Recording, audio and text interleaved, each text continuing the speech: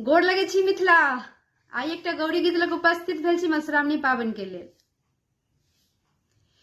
सिया प्राण प्यारी कोना गिरजा मनेलहुँ, सिया प्राण प्यारी कोना गिरजा मनेलहुँ, सिया प्राण प्यारी।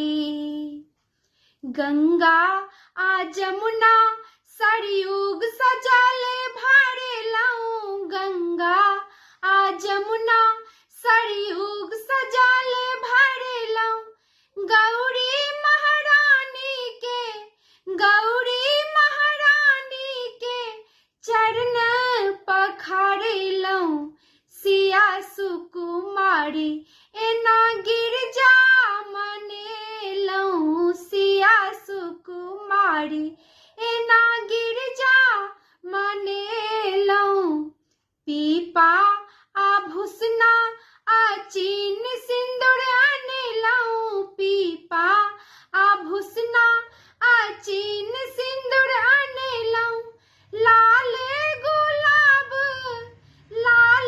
गुलाब अड़हुल फूल चढ़ेलहुँ, सिया हे दुलारी एना गौरी मनेलहुँ, सिया हे दुलारी एना गौरी मनेलहुँ।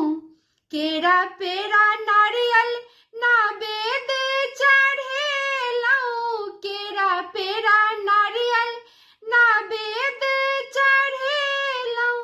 धूप आ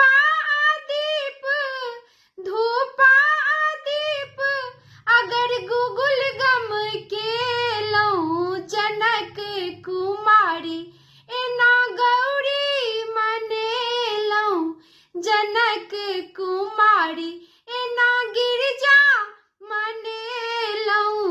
गिरजा मना